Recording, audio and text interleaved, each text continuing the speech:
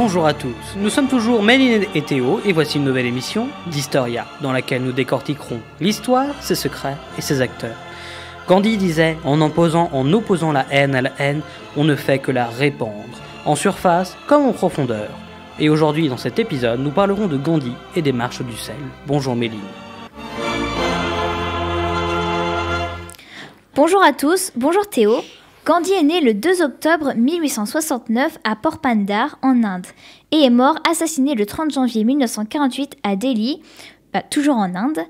Et dans sa jeunesse, Gandhi a toujours éprouvé une grande affection pour ses parents. Son père était fonctionnaire au tribunal de Rajasthan. Puis il est devenu premier ministre de la principauté de Rajkot. Même s'il a été hindou toute sa vie, Gandhi a vécu dans une famille tolérante qui acceptait des religions musulmanes, parsi et jaïn. Gandhi décrit son père comme quelqu'un qui, malgré une éducation limitée, sait résoudre des problèmes à l'aide de son expérience. Il décrit sa mère, quatrième femme de son père, d'une grande piété conservant des habitudes religieuses strictes. Âgé de 13 ans en mai 83, il est marié, par ses parents, à Kasturba Makhjani, avec qui il aura 4 fils. Alors qu'il n'est âgé que de 16 ans, son père, qu'il a toujours vénéré, meurt d'une maladie. Malheureusement, Gandhi n'a pas pu assister à ses derniers instants. Son géniteur passait la nuit avec sa femme. Durant la période qui suit, Gandhi forme son éthique et sa personnalité avec l'honnêteté, la tolérance, le respect de ses aînés, le végétarisme et enfin le rejet du mensonge et la recherche de la vérité. Très attiré par l'étranger, il part faire des études à Londres, sur les conseils d'un vieil ami. Il promet à sa mère de suivre les grands préceptes hindous, ne toucher ni au vin, ni à la femme, ni à la viande, et ne pas perdre sa piété. Seulement son caste n'est pas d'accord, persuadé qu'aller vivre dans un tel pays risquerait d'altérer ses idées religieuses. Ainsi, voulant quand même partir, il est condamné à être hors caste par le chef de sa communauté. Le 4 septembre 1888, il entre à l'University College de Londres pour devenir avocat. Il est alors âgé de seulement 18 ans et il s'adapte à la vie anglaise et fréquente souvent les restaurants végétariens. Il finit par s'intéresser au végétarisme et rejoint même la Vegetarian Society et en deviendra un membre du comité exécutif. Suite à sa rencontre avec des membres de la société théosophique, il développe un intérêt pour les religions, dont l'hindouisme évidemment, mais aussi le jaïnisme, le bouddhisme, l'islam et le christianisme. Il retiendra de tout ça l'incitation de réagir avec la non-violence. Gandhi est facilement admis au barreau d'Angleterre et du Pays de Galles. 2 ans plus tard, le 12 juin 1891, il va retourner en Inde en bateau. Il s'installe premièrement à Bombay, mais il n'a pas beaucoup de rentrée d'argent d'une part, à cause de sa timidité, et d'autre part à cause du fait qu'il a du mal à exercer, à cause de ses études restées théoriques. Le premier incident conflictuel avec l'Angleterre se traduit par, selon ses termes, un mauvais conseil donné au prince par son frère Laxmidas, qui était alors secrétaire et conseiller de l'état princier de Porpandar. En effet, ce dernier aurait couvert son vol des bijoux de la couronne. Écœuré par le climat du barreau, il est ravi qu'une société indienne lui propose un contrat au Cap, en Afrique du Sud. Où il part d'ailleurs en avril 1893. Là, il y découvre les conditions de vie déplorables des Noirs et des Indiens. L'Afrique du Sud va donc lui donner de l'assurance de par sa réussite professionnelle, mais va surtout l'éveiller politiquement. Il est d'ailleurs confronté à plusieurs incidents, peu au fait des coutumes locales. Alors qu'il voit la fin de son contrat approcher, et donc sa rentrée en Inde, il constate que l'Assemblée d'une région d'Afrique du Sud, le Natal, est en train de supprimer les droits de vote des Indiens. Il reste donc pour aider ses amis et se battre. Il ne pourra rien y faire, mais ça permet quand même d'attirer l'attention. Il fonde alors le Natal Indian Congress pour dénoncer la ségrégation britannique. Et pendant plus de 10 ans, Gandhi mène des actions par des moyens traditionnels et légaux contre les discriminations envers les Indiens. Nous sommes en juin 1896 quand Gandhi part quelques mois en Inde. Il veut notamment ramener sa femme, ses enfants, mais aussi des avocats indiens. Il y publie d'ailleurs une brochure montrant que les Indiens sont maltraités en Afrique du Sud et qu'il faut se battre.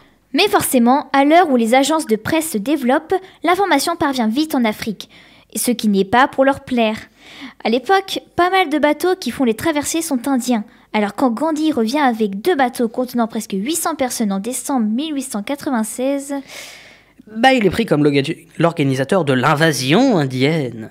Une petite bataille a lieu entre les Blancs qui essayent que le bateau retourne en Inde, et Gandhi qui mobilise les passagers indiens à rester. 13 janvier 1897, Gandhi débarque, mais une foule de Blancs et de Noirs l'agresse, mais il est protégé par les autorités. Il fait participer des Indiens à la seconde guerre des Boers pour se légitimer, mais ça ne changera rien dans la société. Ça ne change rien, donc bien au contraire, en 1906, le gouvernement sud-africain de Transvaal vote une loi demandant l'enregistrement de toute la population indienne. Il construit alors une technique de protestation non violente, le satyagraha. Gras. Pour ça, et durant 7 ans de non-violence, Indiens et Chinois sont régulièrement enfermés, voire même abattus. La violence de la répression finit par offusquer la société.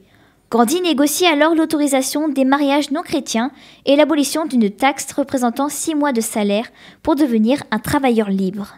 En 1915, il retourne en Inde, qu'il souhaite découvrir de long en large, et entre un peu en politique. 2 ans plus tard, il fait tout accélérer, il va être un moteur de l'accélération pour l'abolition de l'engagisme de ceux que l'on appelle les colis, des Indiens qui travaillent comme des esclaves dans les colonies françaises ou anglaises.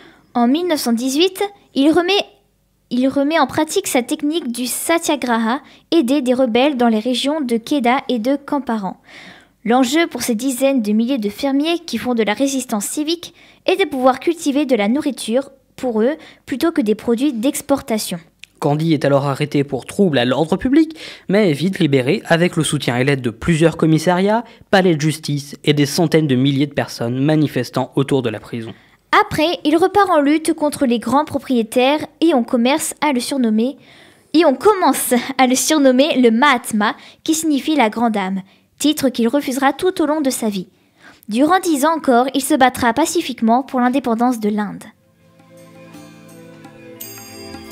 Sur les eaux du Gange, les fumées s'évaporent. Vous venez d'entendre la chanson Gandhi des Charts. 1928, Gandhi revient sur scène pour protester contre une commission sur la réforme de la Constitution qui ne contient aucun Indien et qui est donc boycottée par tous les Indiens. Et du coup, il en profite pour demander aux Britanniques de leur donner soit le statut de protectorat, soit l'indépendance totale. Et comme Kindimo consent, sans réponse, les Indiens célèbrent leur indépendance le 26 janvier 1930. Prochaine étape, une action non violente contre les taxes sur le sel. Il se met alors en marche avec 80 de ses compagnons et prennent quelques personnes avec eux sur le chemin. Rien que 50 000 Indiens. Tout ce petit monde va chercher du sel par évaporation. Il parcourt ainsi 390 km en 24 jours. Il arrive donc le 6 avril 1930. Alors que nous sommes au bord de l'océan Indien, Gandhi va délicatement prendre un peu de sel.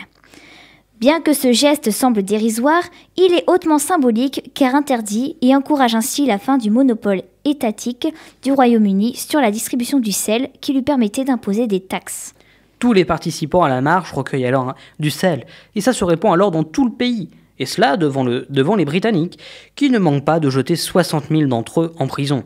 Gandhi passera 9 mois. Il passera 9 mois en prison avant que le vice-roi concède son impuissance et autorise la récolte du sel par les Indiens. Après cela, il passe 3 mois en Europe pour assister à un congrès politique à Londres.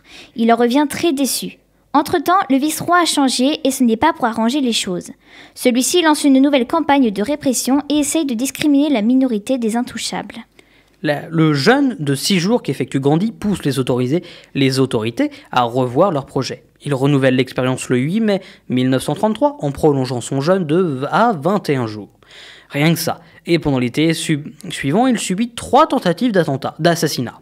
Alors que la Seconde Guerre mondiale éclate, il offre un soutien moral aux Britanniques, mais lance le mouvement Quit India, appelant à ce que le Royaume-Uni quitte l'Inde.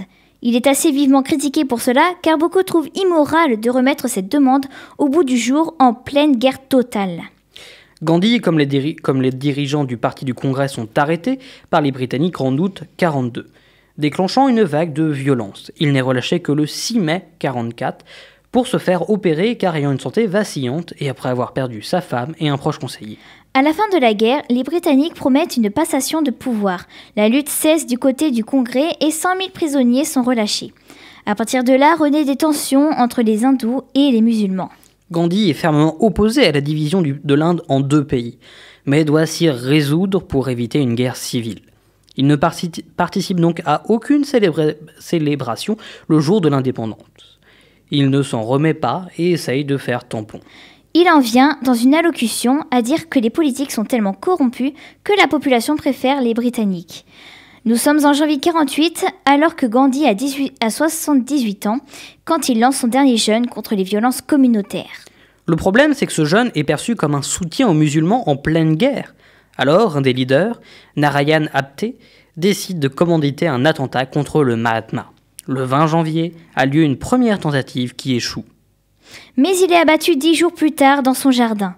Lors de ses funérailles, c'est près de 2 millions d'Indiens qui viennent le saluer. Ses cendres sont dispersées dans plusieurs grands fleuves d'Europe et d'Afrique, alors que tous ceux qui ont contribué à l'assassinat sont condamnés à mort. Eh bien, merci de nous avoir écoutés. Vous nous retrouverez très bientôt pour découvrir une nouvelle période et de nouveaux acteurs de l'histoire. Et comme Gandhi disait également, la vie est un mystère qu'il faut vivre et non un problème à résoudre. Allez, on vous laisse revenir tranquillement sur la bonne ligne temporelle. À très bientôt!